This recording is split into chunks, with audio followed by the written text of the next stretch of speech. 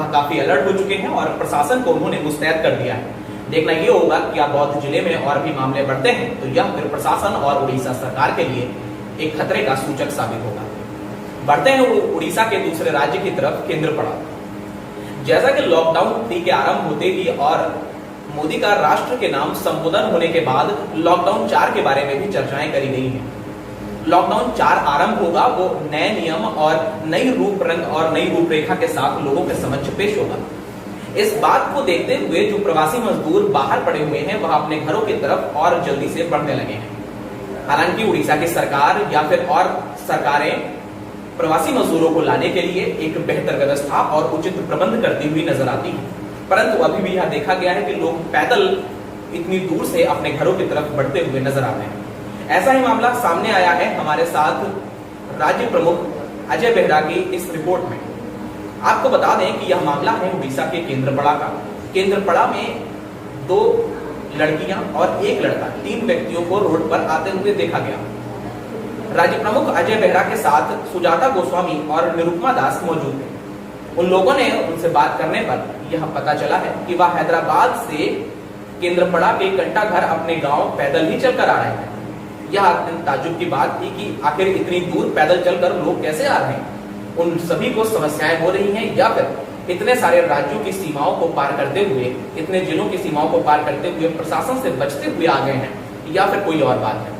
क्या प्रशासन इन सब बातों पर ध्यान नहीं दे रहा है या फिर प्रवासी मजदूरों को लाने की जो कवायद है वह सही तरीके से नहीं अपनाई जा रही है। खैर, हमारे संवाददाता ने उनसे बातचीत की। उनका यह कहना था कि वह पैदल ही चलते आ रहे हैं और उन्होंने कोई भी प्रशासन की मदद को नहीं देखा है।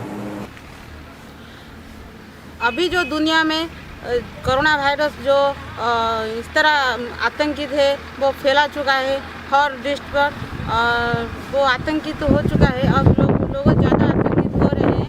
वो इनको लेकर मैं अभी केंद्रापड़ा जिला के दूर यहाँ पर खड़ी हूँ। यहाँ पे मेरी नज़र में आया है एक लड़का 2 लड़कियाँ तो हैदराबाद से खुद पैदल कर चलकर आ रहे हैं। ना खाना है पास, ना कुछ पीना है, पीने के लिए कुछ भी नहीं है और वो बहुत मुश्किल से आप पहुँचा है दूरिया पर।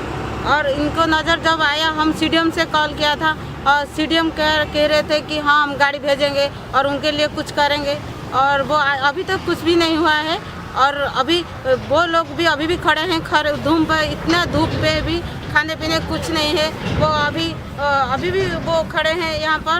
और वो जो कोविड-19 प्रशासन किया है वो किसके लिए किया है, वो अब तक कुछ भी नहीं किया है। और जो हम अभी तक हमारे जो खबर प्रसारित होने के बाद अब देखना है कि प्रशासन के तरफ से क्या कार्रवाई किया जा रहा है। तुम ना कौन कौन टे जोर कहतु कौटू जाइए कौटू आसिले कंपनी बंद हो चली चली गाँव गई। अच्छा हाँ लोग सब देले पार्सल देले भी पानी पानी सब देले। बुढ़िया लोग ये पानी मागिले आम शला बंगिया कही पुड़ौन कहते जाओ जाओ बोली।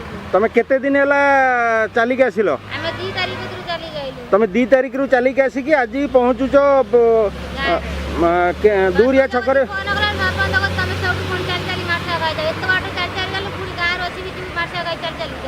कौ सरपंच कहले? करिलोपाटना, केन्द्रापड़ा जिलार करिलोपाटना सरपंच एक कथा कहले। आउ काकू तापरे आपण माने जणै जंती पुलिस जाऊ कहले केन्द्रापड़ा को जाओ से केन्द्रापड़ा को इथे ओडा मेडिकल को जगह से कहले कहू न से जागा ना। तमे खाई न पी न असहाय अवस्था रे पड़ी रही छ, तमे जणैलो पुलिस बाबू को? पुलिस बाबू कोन कहले? कहले जो केन्द्रापड़ा जाओ से चेकअप, केन्द्रापड़ा जाओ सही चेकअप हम।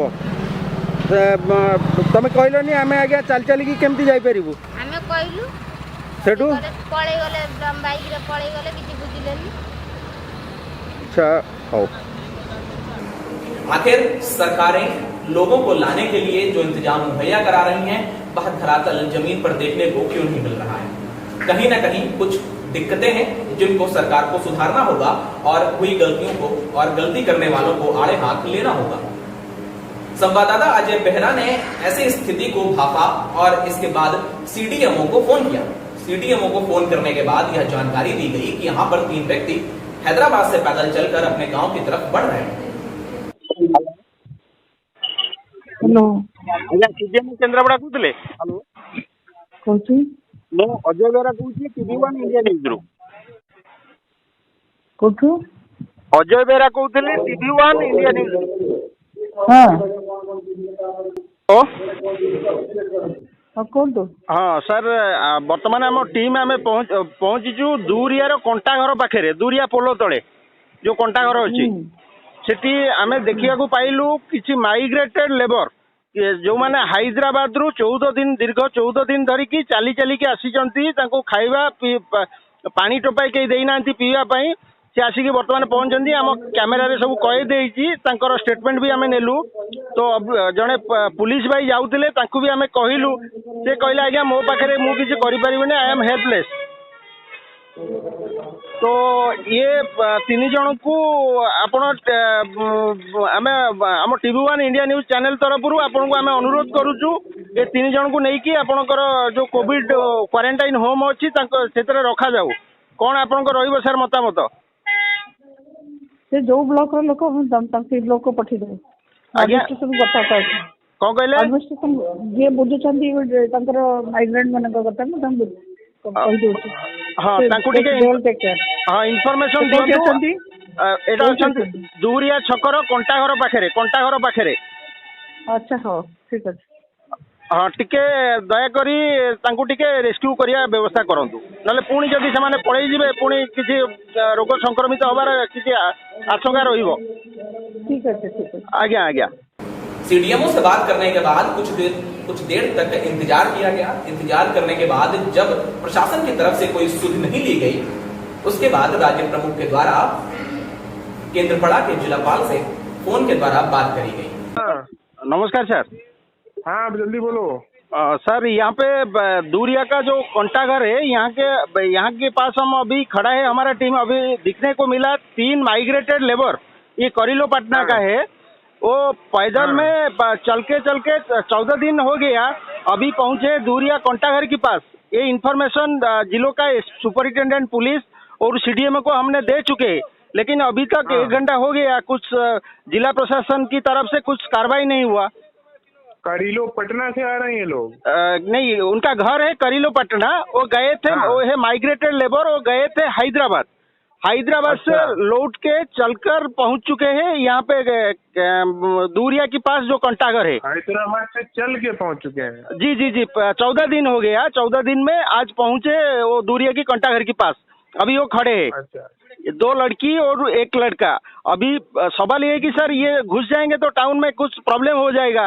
हाँ ठीक है, मुँह पठाऊ चिका है ना। ठीक ओके सर, थैंक यू।